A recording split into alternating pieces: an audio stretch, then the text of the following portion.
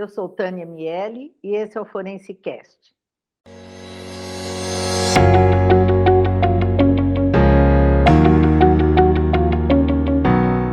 Como prometido no ForenseCast sobre documentoscopia, nós voltaríamos agora para falar de grafoscopia.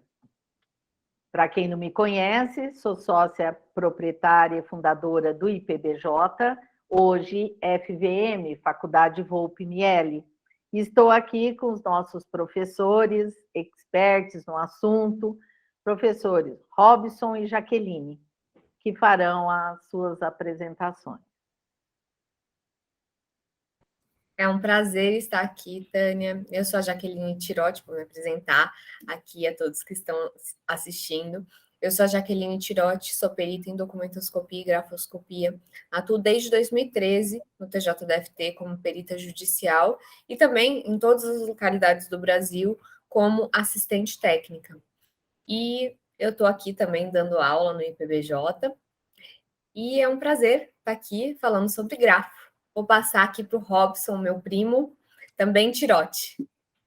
Olá, doutora Tânia. Olá, Jaque. Olá, você que nos assiste. É um prazer estar aqui. Eu sou Robson Tirotti, perito criminal da Polícia Científica de São Paulo e também professor de grafoscopia e documentoscopia na Academia da Polícia Civil também de São Paulo. É um prazer estar aqui. Eu agradeço muito o convite, a oportunidade de estar nesse bate-papo tão especial. E já aproveito para quem está nos assistindo agora, se não assistiu o nosso bate-papo sobre documentoscopia, que assista o ForenseCast, onde a gente fala a respeito desse ramo da criminalística, que é a documentoscopia. Isso mesmo. De qualquer forma, nós já vamos começar contextualizando a grafoscopia, né? Partindo da documentoscopia, acho importante. Professora Jaqueline, pode fazer isso por nós, né? Sim. Contextualizar e já mostrar onde a grafoscopia entra. Sim, a grafoscopia é uma disciplina com muito material, com muitos termos.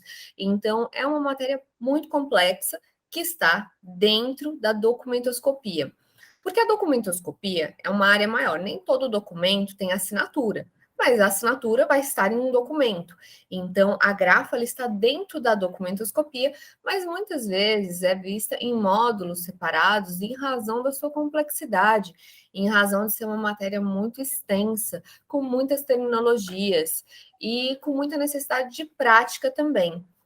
E então a grafo está dentro da DOC e a documentoscopia está dentro da criminalística, que é para desvendar crimes, todas as fraudes. Então, é assim que está a nossa disciplina. Quer complementar, Robson? Quero sim. Como é que acontece essa mágica? Por que grafoscopia, ou também chamada de grafotécnica, né? É a possibilidade de nós estudarmos as características individualizadoras da escrita de alguém, os manuscritos de alguém. Ou seja, será que aquelas assinaturas, será que aquelas escritas, aqueles textos vieram realmente, foram produzidos por aquela pessoa que a gente imagina ou não? Ou seja, de uma maneira mais simples, será que esses lançamentos, essa escrita é autêntica ou é falsa? Esse é o ramo, esse é o objeto de estudo da grafoscopia ou da grafotécnica. E que tipo de análise nós fazemos? Não é uma análise grafológica, é importante a gente ressaltar isso, né? Que é a análise das características da escrita, buscando a individualidade da pessoa, o psicológico da pessoa, né? Nós estaremos fazendo a análise de autenticidade ou falsidade para produzir uma prova pericial que vai ser utilizada na polícia, numa investigação policial, ou num processo criminal, ou também em um processo numa área civil, onde a professora Jaqueline atua, né? Nós temos, hoje em dia, um grande aumento de golpes, um grande aumento de fraudes, E daí que vem a importância da grafoscopia para auxiliar a justiça no combate e no esclarecimento dessas fraudes. Muito bom. Pensando nisso, né? Porque qual a relevância, né? O que isso vem contribuir? Aí, Jaqueline, acho que você poderia falar muito bem sobre isso, porque como perita judicial, né? A contribuição desse perito judicial ou desse assistente técnico, né? Nos processos, né? O que tecnicamente você pode contribuir aí para o juiz, né? Sim, já vou começar explicando a diferença entre o perito judicial e o assistente técnico. São figuras diferentes, mas podem estar em vários processos cíveis. Por quê? O perito judicial, ele será o perito do juiz, ou seja, o juiz vai nomear um perito judicial para que aquele perito imparcial verifique se uma assinatura é autêntica ou falsa, se um documento é autêntico ou falso, e as partes poderão ter os seus assistentes técnicos. Vai ser uma contratação direta, como você contrata um médico, um advogado, o assistente técnico você também vai fazer uma contratação direta e vai tê-lo para lhe assistir. Então, esse assistente técnico vai ter acesso à documentação, ele vai ter acesso ao laudo, ele vai ter a mesma técnica do perito judicial.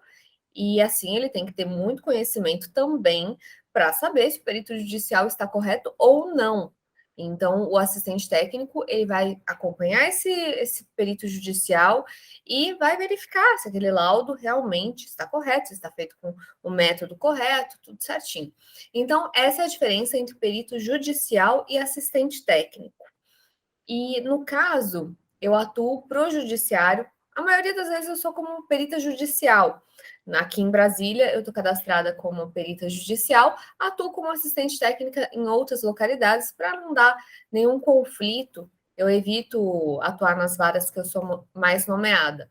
Então, eu atuo como perita judicial e sempre nos meus laudos eu coloco a minha convicção, a minha conclusão.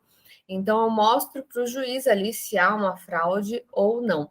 E na maioria dos casos, Tânia, os juízes costumam aceitar esse laudo, homologar esse laudo e na sentença mencionar sobre esse laudo. Então, o laudo, ele auxilia o juízo e auxilia também na fundamentação da sua sentença. Ou seja, uma pessoa que fez uma fraude ou então que foi vítima de uma fraude, ela vai precisar muito mais do laudo, porque o laudo vai embasar a sentença. Então, esse laudo ele vem para auxiliar esse juízo para que a sua sentença seja pautada na verdade. E só lembrando também que a figura do assistente técnico também é prevista e também acontece na área criminal. Então, uma outra possibilidade de atuação é o profissional ser contratado por um advogado ou ser contratado por uma parte, né, que está sofrendo um processo criminal ou que é alvo de uma investigação, para fazer a análise do laudo oficial do Instituto de Perícia. Ou seja, aquele Instituto de Perícia, no momento da análise grafotécnica, seguiu todos os padrões, seguiu todos os procedimentos recomendados, fez todas as análises que poderia ter feito, os métodos utilizados para essas análises foram os corretos?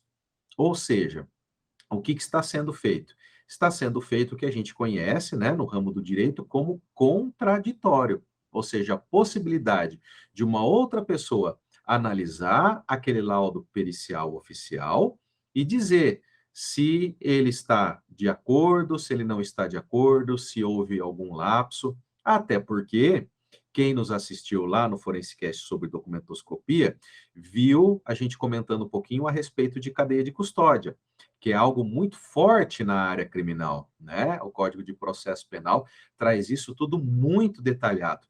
Ou seja, é um cuidado para que a gente se preocupe com a idoneidade, com a autenticidade daquele objeto que nós estamos examinando. Ou seja, como que eu vou garantir que aquelas assinaturas, que aquele documento que eu estou analisando lá no Instituto, são exatamente aqueles manuscritos que estavam lá num local de crime, né? Então, nós temos um trâmite em que cada passo é cuidadosamente documentado e relatado para que a gente possa ter essa garantia. Afinal, a gente está lidando com direitos fundamentais do indivíduo, a questão da liberdade, a questão de alguém ser absolvido ou condenado. Muito bom. A gente está falando da área criminal, área civil. Eu imagino que muitas dessas questões e desses problemas surjam nos processos trabalhista, previdenciário, porque aqui a gente está falando assinatura, assinatura, mas não é só assinatura, é a escrita mesmo, né? É aquilo que pode ter sido alterado, aquilo que pode ter sido escrito por outra pessoa, né? Então, acho que isso também, com certeza, Jaqueline, você que atua, né, como perita judicial, com certeza vai, acho que, confirmar essa minha suspeita, não? Que nessa área deve ter muita fraude. Sim, eu recebo também solicitações da Justiça do Trabalho, então já verifiquei casos de fraude, por exemplo, você está falando aí da escrita, um caso muito interessante foi uma carta de demissão, um pedido de demissão, que quando eu analisei a assinatura, eu verifiquei que a assinatura estava convergente e a parte falava que ela não tinha assinado.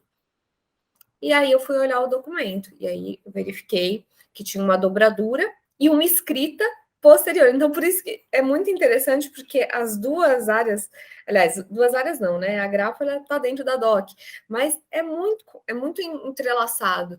Então, esse caso eu peguei, eu fui nomeada para a Grafo, porque a juíza, ela não imaginava que ia ter uma fraude em documentoscopia. Na verdade, as partes, elas não imaginam que pode ter na área de DOC, então elas muitas vezes se restringem à área de grafo, então perguntam da assinatura, e aí eu desvendei em conjunto aí com a DOC, e teve um outro caso também bem interessante, que você falou de previdenciário, que era um senhor que tinha trabalhado numa farmácia há muito tempo atrás, e ele queria comprovar que em 1970, 80, ele tinha trabalhado numa farmácia.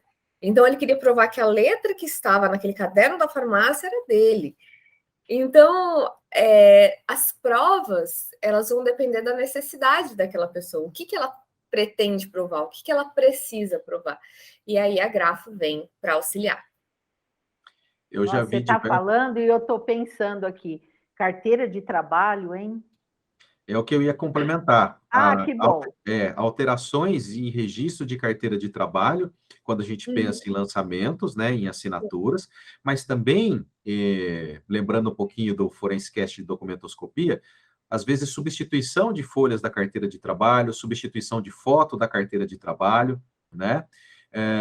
Na questão de livro-ponto, quando a empresa ainda tem livro-ponto em que o funcionário assina ou rubrica o livro-ponto, preenche o livro-ponto, a questão da análise dos lançamentos, né?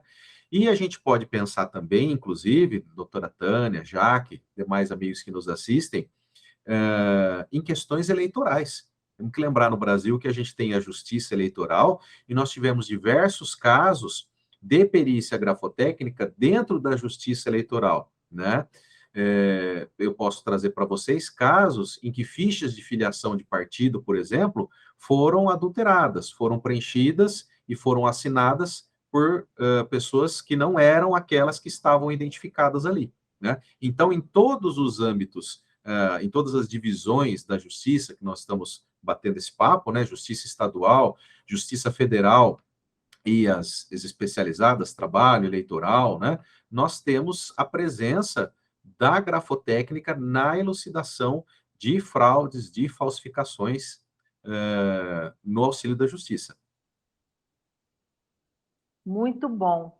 Professor Robson, eu costumo assistir algumas aulas suas, da professora Lucilene, né, que hoje não pôde estar aqui conosco, mas em Grande breve colega nosso, estará, uma né, grande o pessoa próximo profissional. ForenseCast com certeza. E a gente vê vocês ensinando toda aquela questão da caligrafia, da letrinha, né? Das perninhas, dos puxadinhos, dos fechadinhos, né? E aí, isso tudo está dentro da escrita, certo?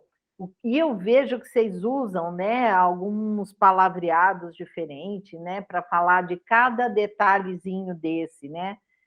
E não é só a alça, mas eu vi que vocês falam uns termos diferentes. O que você poderia falar para quem está nos assistindo aqui sobre esses pequenos detalhes técnicos dentro da nossa escrita, né? Olha, é verdade, né? A análise grafotécnica é uma análise minuciosa que passa por muitas características. Algumas delas, como você bem mesmo disse, são pequenos detalhes, né? A diferença do exame está exatamente nos detalhes. E tem muita gente que pensa, né, que quando a gente faz esse confronto, essa análise, a gente está vendo se a letra é parecida ou não, né? Então, olha e fala assim, nossa, mas a letra parece, olha, tá igualzinho, né? Será que é isso que a gente olha? Não é bem isso que a gente olha, né?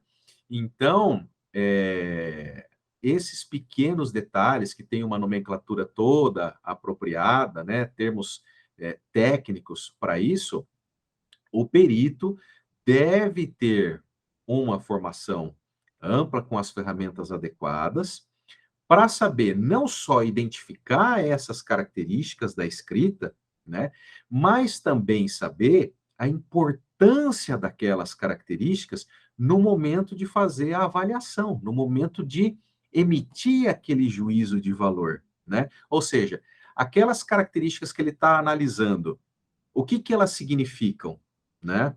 Qual é o peso delas na nossa análise? Até porque a gente pode encontrar pequenas diferenças que não significam falsificações, não é? Quem nunca parou para olhar que a gente não assina igual duas vezes? Eu faço um convite para você que está nos assistindo. Faça sua assinatura, escreva seu nome duas vezes em seguida e depois olhe com bastante atenção. Será que nós temos essa escrita? Será que nós temos essa assinatura rigorosamente da mesma forma, da mesma maneira, né?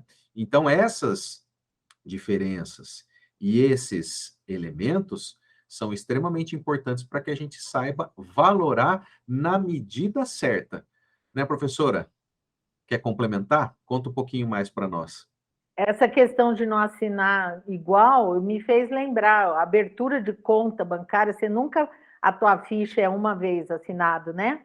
É uma, duas ou três vezes que você assina. Hoje nem sei mais como é, né? Mas tinha sempre esse procedimento, né, de repetir a assinatura. Justamente para obter os padrões. Para o confronto grafoscópico, a gente precisa de padrões. E esses padrões, se a gente escolher só um padrão, a gente não vai ter a variação e os hábitos gráficos, as características constantes. Então, por isso que colhem mais de uma vez a assinatura, tanto no banco, quanto em cartórios, coletas de padrões. Coletas de padrões, principalmente, são mais rigorosas, em razão de ser uma perícia e não só um confronto simples, como fazem em cartórios e bancos. E é super importante que o profissional, aquela pessoa que quer se qualificar para atuar como perito grafotécnico, perito judicial ou assistente técnico, saiba a importância desse momento, né? Eu acredito que é um dos momentos mais importantes da perícia grafotécnica, é o momento da coleta dos padrões. Ou seja, é o momento em que você vai até aquela pessoa que nós chamamos de fornecedor e você vai colher, você vai coletar material gráfico daquela pessoa. Em outras palavras, dizendo, traduzindo, né? Aquela pessoa vai fornecer a assinatura dela, vai fornecer a escrita dela, para que depois você possa fazer o confronto, né? E esse procedimento tem uma série de cuidados, né? Que a gente precisa estar atento, que a gente precisa conhecer, a gente precisa estudar a escrita antes de fazer essa coleta, né? Essa escrita que é suspeita, nós chamamos de questionada. Então, é importante que você estude essa escrita para saber como chegar até o momento da coleta com aquele fornecedor, né? É importante ainda o perito saber que nós temos outros tipos de padrões. Por exemplo, se aquela pessoa faleceu, se nós não temos mais como obter os padrões, a assinatura daquela pessoa, fazer a coleta dessa assinatura, nós vamos utilizar assinaturas, nós vamos utilizar escritas anteriores dessa pessoa, em que a gente não tenha dúvida de que foi realmente ela que produziu, e para isso a gente usa um termo bem legal, que são inquestionáveis, vamos dizer assim, não paira dúvidas de que foi realmente aquela pessoa que produziu, e aí nós vamos estar utilizando esses padrões, né, que são indiretos, porque eles não foram coletados especificamente para isso, né, para realizar o nosso exame. E aí a importância de que a gente conheça todas as restrições desse tipo de análise no momento de fazer a nossa conclusão. Me fez lembrar também uma outra situação, daqueles casos onde nós vamos lidar com pessoas que têm problema de saúde. E aí, vamos imaginar que uma das aulas que eu assisti da professora Lucilene, né, professor Robson, que ela fala, né, Parkinson, algumas doenças neurológicas que podem levar às alterações também, né? Entender que, às vezes, na hora de fazer o confronto, eu tenho que ter também essas informações, que podem nos ajudar muito, porque senão, de cara, você vai dizer, não, não é igual, não é da mesma pessoa. Tá, mas quando foi e como é hoje, né? Como é que foi? Houve uma evolução? Ela tinha essa doença na época ou não? Como que isso evoluiu, né? Isso também é importante saber. Esses dados são super importantes para que o perito contextualize, para que ele estude, né? E analise aquilo que você falou muito bem, que é a questão da evolução, não é? É saber se essa condição ela foi adquirida recentemente ou se ela já existia na época daquela assinatura que a gente está analisando, né? E, se possível, conseguir padrões ao longo dos anos para estudar como que essa escrita evoluiu, ou no caso, involuiu, né? É super importante para embasar a nossa conclusão, né? E isso é, mais uma vez, prova de que a gente não simplesmente faz uma comparação de que a escrita parece ou não parece, né? Até porque uma escrita de uma pessoa, um paciente oncológico, quando está no estágio mais avançado da doença, ou então uma pessoa com Parkinson, essas pessoas podem ter algumas alterações decorrentes dessa doença, e um leigo que vai olhar vai falar, está totalmente diferente. E a gente tem que verificar o que é que está diferente. Isso é compatível com essa doença? Então, uma conclusão apenas com uma comparação sem a devida avaliação não é uma perícia, né? Então, parecido ou diferente não é perícia. A perícia é muito mais que isso, é um estudo zeloso, um estudo aprimorado de todas as características do contexto, com padrões que sejam contemporâneos, autênticos, adequados, em quantidade, espontâneos. Então, é isso. Eu diria que, da mesma forma que a gente fala na área de saúde, nós temos que fazer uma anamnese, né? É Tem bem que isso. haver, né? É bem isso, Tem porque que realmente contextualizar isso tudo, né? e saber fazer essa diferenciação a partir do conceito. Então, eu encontro uma assinatura, entre aspas, tremida. Aquela assinatura lenta tremida, ela é uma falsificação, ou seja, porque alguém estava ali tentando, de alguma forma, imitar a assinatura de alguém, ou a pessoa estava sob uma determinada condição, como a gente já viu algumas vezes. Olha, aquela assinatura foi colhida no hospital, depois que a pessoa passou por uma cirurgia, estava medicada, né? Ou seja, o que existe por trás daquela escrita lenta e, entre aspas, tremida? Pois é, então você vê que não é só o conhecimento técnico de ir lá no microscópio, numa lupa, e entender, né, todos os detalhezinhos de uma letra, mas também saber fazer um bom questionário, né, uma boa anamnese, né, que te traga realmente todos os elementos que você precisa para justamente chegar nesse confronto, nessa comparação. Lá no nosso Forensicast de documentoscopia, eu perguntei sobre cópias, né? Se seria possível trabalhar com cópias. Eu trago a mesma pergunta aqui para vocês. No caso das cópias, a gente tem restrições, né? Principalmente na grafoscopia, porque uma assinatura, ela só vai estar no documento se a gente verificar que a caneta realmente passou ali naquele suporte. Porque a gente, como a gente explicou na documentoscopia, a gente tem tipos de impressão. E na grafo, a gente também aprende sobre os tipos de instrumentos escritores que fazem, que têm características diferentes no suporte. Então, por exemplo, um lápis é muito diferente de uma caneta. Uma caneta esferográfica é diferente de uma caneta hidrográfica. Então, são comportamentos diferentes e a gente tem ali se a assinatura estava no documento ou se ela foi, por exemplo, impressa no documento. E se for uma impressão, pode haver uma adulteração digital, pode ter sido um transplante de assinatura, com a utilização de um documento digitalizado e uma impressão no documento. Então, a gente tem esses riscos e o perito não pode afirmar o que ele não vê. Então, por isso, a gente não pode afirmar se a gente não pode dar certeza ali. Então, a gente tem que ser conservador na nossa conclusão, no sentido de jamais ir além do que a gente pode afirmar. Então, essa que é a problemática da cópia. Alguma observação, Robson? Você já abriu o gancho para tintas.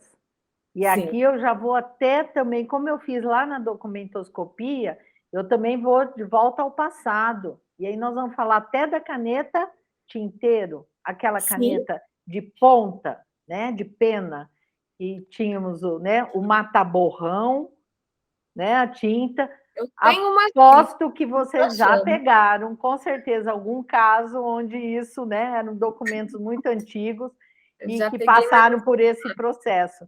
Que até um dia eu fui explicar para os colegas mais jovens aqui o que era o mata-borrão, né?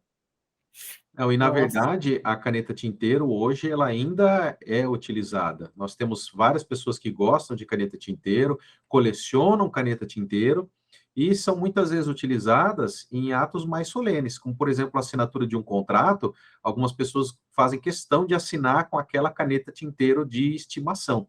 Eu né? acho que até para endereçar convites de casamento, eu já vi também, que eu não posso afirmar 100%, mas assim, visualmente me parecia ser caneta tinteiro. Claro, essa é uma das coisas que a gente complementa, né, na nossa formação, que é exatamente a identificação desse tipo de tinta. Ou seja, para você fazer a análise e para você preparar a sua coleta, lembra que a gente falou da importância da coleta, né? A gente vai ter que preparar a coleta para que ela seja o mais próximo possível da nossa peça de exame. Então, como a professora lembrou, o lápis é diferente das características da esferográfica, né? Mas como que eu vou identificar se aquilo que está no papel é uma esferográfica ou é uma caneta tinteiro?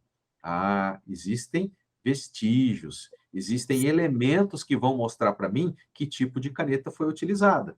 E aí nós vamos preparar a nossa coleta com aquele tipo de caneta específico, né? Então, se a gente, no exame grafotécnico, faz confronto de assinaturas, isso, como eu estava dizendo, tem muita gente que, ao assinar contratos, usa a caneta tinteiro de estimação, né? É importante para o perito grafotécnico fazer esse tipo de diferenciação, né?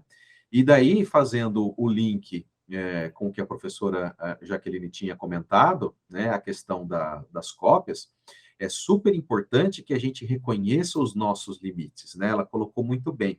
A técnica que a gente utiliza, ela tem limitações. Então, se a gente está realmente analisando uma cópia, nós temos restrições das nossas conclusões, e essas restrições têm que ficar claras.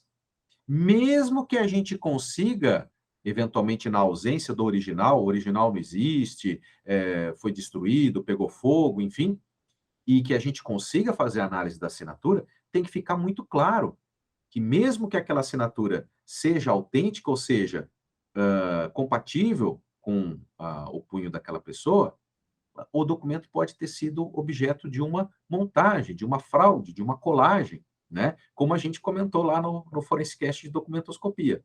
Então, é importante a gente reconhecer as limitações do nosso exame. E muitas dessas informações, como, por exemplo, o tipo de tinta, vai ficar perdido, né, no exame em cópia.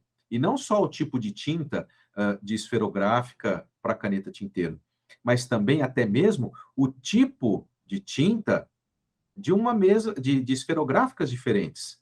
Quer complementar, Jaque? Eu acho que até é bom falar dessas esferográficas diferentes, que foi o que eu falei no caso anterior, no podcast anterior, que foi da diferença de tintas. Então, a gente consegue verificar a diferença das esferográficas, até mesmo esferográficas da mesma cor. Então, por exemplo, esferográficas azuis, você pode ter uma Bic e uma Faber, e elas reagem de uma maneira diferente quando você analisa junto com espectros. Então, vai ter uma reação diferente, você vai poder dar a diferenciação da tinta. Elas podem ser idênticas, mas a reação, em razão dos seus componentes químicos, vai ser diferente com os espectros que a gente pode utilizar, luz blue bright, infravermelho. Então, a gente pode ter essa diferenciação. Isso é super importante dentro da perícia grafotécnica, né? Então, aproveitar o recadinho para quem está nos assistindo, né? Ao buscar as ferramentas para a formação, como perito grafotécnico, como assistente técnico nessa área, né? Procure sempre comparar o conteúdo programático do curso, a carga horária, o currículo dos professores, ou seja, a vivência deles no dia a dia, para trazer para você essa experiência, né?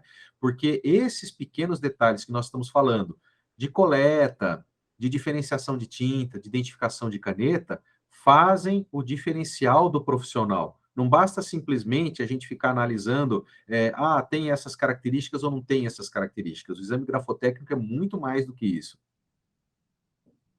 O Robson, eu estava me lembrando aqui, enquanto você está falando, da questão da área criminal.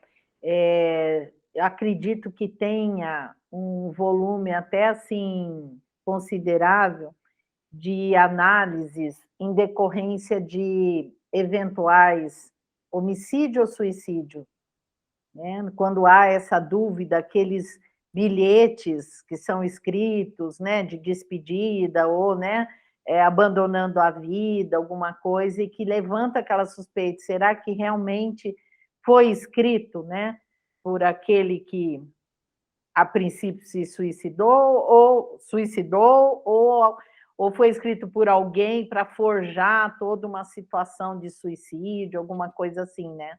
Essa é uma possibilidade, é um tipo de análise, é um tipo de confronto grafotécnico que a gente faz, né?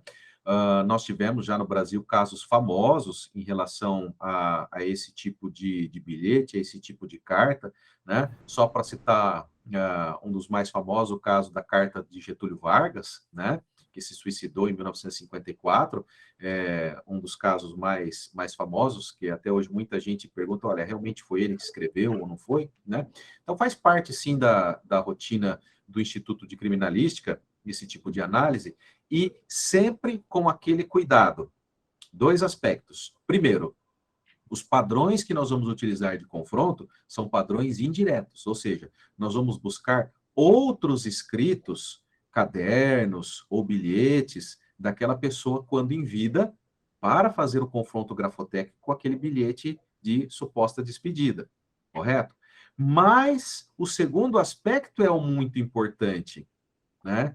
Que é uma causa modificadora da escrita, que influencia na escrita o estado psicológico, o estado de sentimento daquela pessoa, né? Nós falamos, às vezes, dos males, né? De alguma condição de saúde da pessoa, mas nós temos outras condições que podem influenciar a escrita. Alguém que esteja embriagado, alguém que esteja sob o uso de drogas, ou alguém que esteja numa condição psicológica ou num momento extremo, né, como é aquele que supostamente abandonou a vida de maneira traumática, como você coloca, né? Então, tudo isso tem que ser colocado em consideração também no momento de fazer a análise. Olha, aqui eu entraria até num viés, quando, né, estivéssemos fazendo a anamnese de um caso como esse, eu ousaria dizer que aí nós íamos passar um pouquinho para a criminologia e íamos um pouquinho na vitimologia. Não sei nem se pouquinho ou muito, né? Para levantar também essas informações, né, da suposta vítima, enfim, como era essa vida, como era, para que conste isso tudo, né? Se fazia uso de drogas mesmo, né? Como é que foi, vamos dizer, esse tempo antes dessa morte, né? Como é que ele vinha? Ele vinha manifestando um quadro depressivo ou não, né? Desenvolveu alguma, né, doença, estava com problema de saúde mental. Olha quanta coisa tem que estar, né, nessa anamnese, No caso da nessas área criminal, informações. no caso da área criminal, toda essa busca faz parte da investigação, né, que é realizada pela Polícia Civil, as outras modalidades de prova, toda a questão de contextualização, mas eu tenho certeza que se a Jaqueline fosse contratada como assistente técnica de algum familiar, né, de alguém que supostamente tirou a própria vida, com certeza ela iria buscar essa anamnese para fazer o parecer técnico para essa família, não é isso, Jaque? Sim, exatamente. Quando você está como assistente técnico, você tem acesso a. Quando a parte tem boa vontade, né? Então, quando a parte tem boa vontade, quer provar, você vai ter acesso a muito mais elementos. Por exemplo, uma perícia criminal. No caso de uma carta de suicídio, por exemplo, no caso da Odilane Uglione. É tão difícil para a família mexer, ainda mais num caso recente, e eu acho que nesse caso não periciaram logo de início essa carta, foi só depois, né, Robson? Eu Eu não, vi um estudo. eu não me lembro, não recordo. A perícia foi feita pelo IGP do Rio Grande do Sul, né? Rio Grande do Sul, é o Eduardo, o perito Eduardo. Eu acompanhei, inclusive, teve uma palestra sobre isso no Interforensics de 2018 ou 2017, mas teve, 2017. Então, eu assisti e realmente foi provocado pela família, então a família queria saber se realmente era dela, e aí depois teve esse exame da carta, porque também, vamos supor, se está lá no Instituto de Criminalística, se não tem material para confrontar, já já periciou o local, então já tem outros elementos. Muitas vezes a carta fica ali como um vestígio, mas foi analisado depois. Então, nesse caso, aconteceu da análise posterior, mas realmente foi uma análise criteriosa. Eu vi o exame e com material suficiente. Então, pegaram livros que ela escrevia, cadernos dela, né? E muitas vezes não se tem isso logo de início. Até mesmo na perícia judicial já é difícil a gente ter padrões, a gente às vezes tem que buscar. E a assinatura é algo que a gente tem mais abundante. Escritos é muito mais difícil. Muito bom. Pessoal, para quem está nos assistindo, se interessa pela área, o que vocês poderiam dizer? Quais as habilidades necessárias para que a pessoa se defina, vamos dizer, por essa área, né? Que busque, vamos dizer, mais conhecimentos, aprendizado para futuramente atuar. Eu diria o seguinte: primeiro, é um exame perceptual, então você tem que enxergar bem. Eu, no caso, tenho 3 graus de miopia, mas eu uso lente de contato, o que me permite enxergar muito bem todas as características. Então, você tem que ter uma visão boa, porque você vai precisar verificar as características. E além desse perceptual, porque a grafo é um exame perceptual, você precisa saber fazer uma boa avaliação. Então, você vai não só olhar se a assinatura está diferente ou se ela está parecida. Você vai olhar muito mais que isso. Você vai olhar o que aquelas características querem dizer. Então, você vai precisar do raciocínio pericial. Isso é muito importante. Esse raciocínio pericial, a avaliação dos achados grafoscópicos é o que você precisa ter. E isso você vai aprender com muito estudo, lendo livros, assim você começa a verificar casos, estudos de casos, então assim você começa a treinar a sua avaliação, o seu raciocínio pericial. Então, é uma área que é muito instigante, porque nunca você vai ver um caso igual, você sempre está vendo vários casos diferentes, então é algo muito gostoso de se trabalhar quando você não quer uma rotina, mas é uma área que exige muito estudo para cada caso.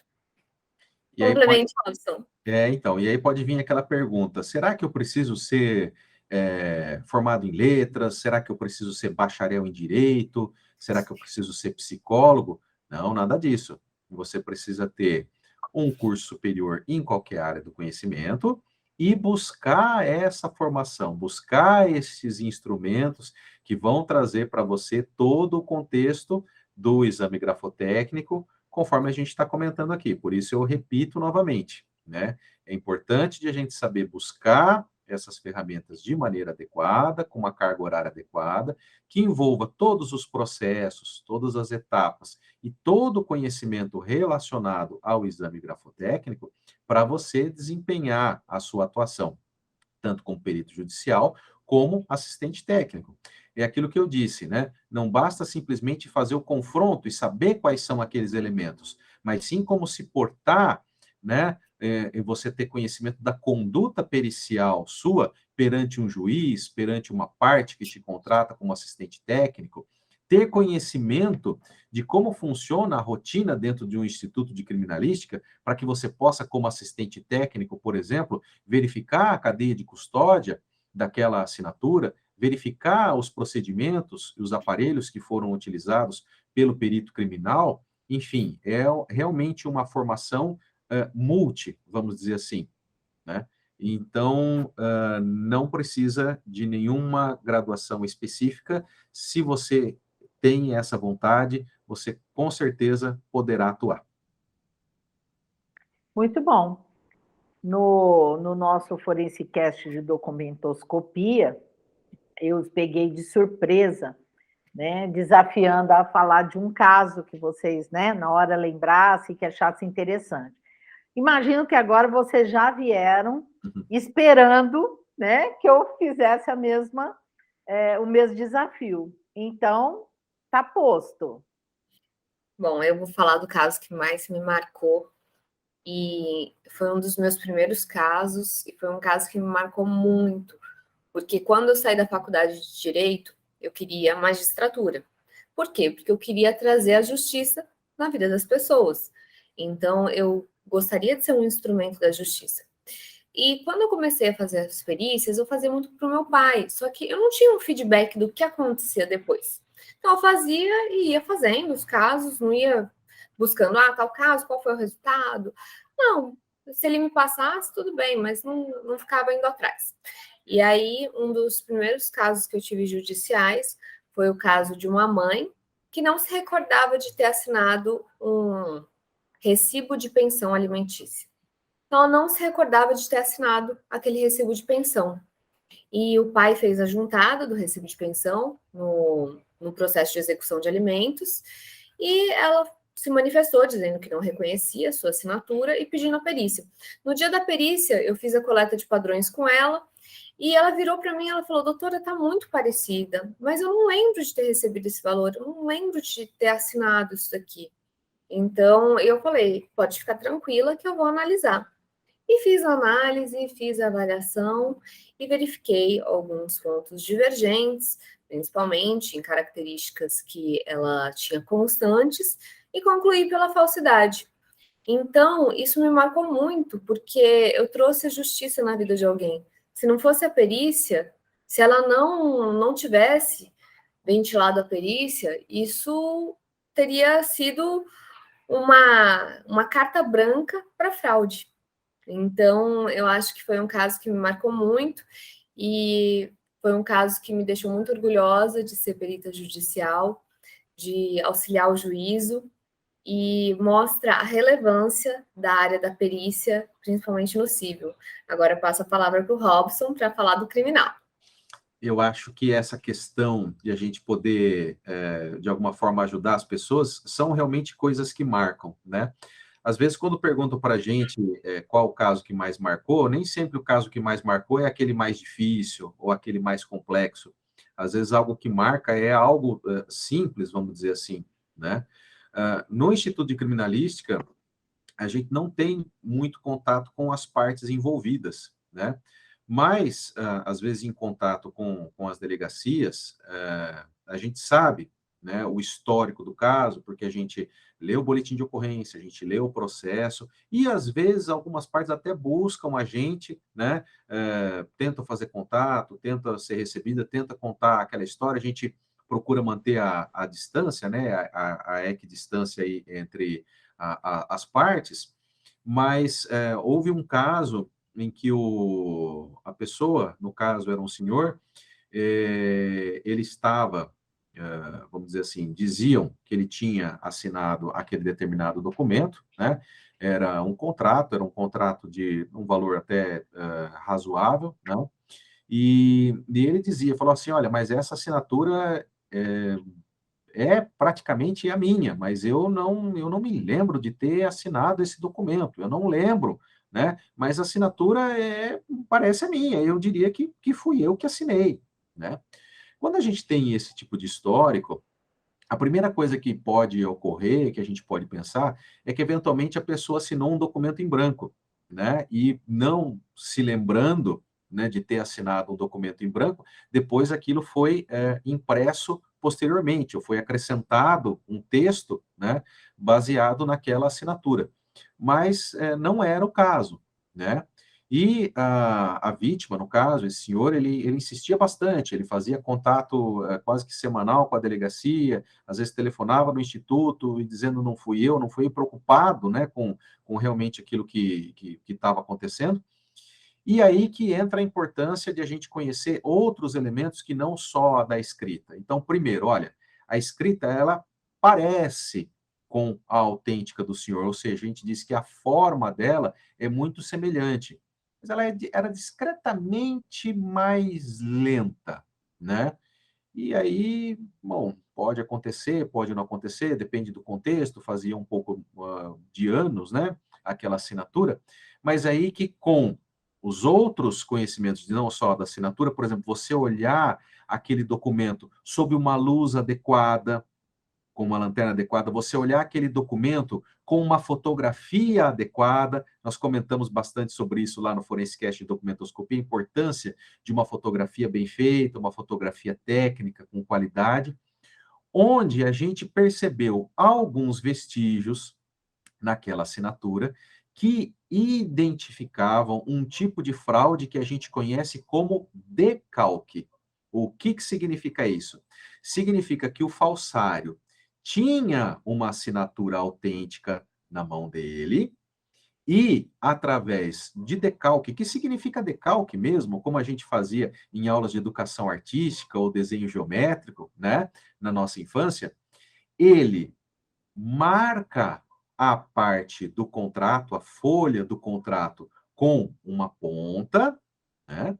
E aí depois ele recobre com tinta aquela marca que foi extraída a partir de uma assinatura autêntica, né?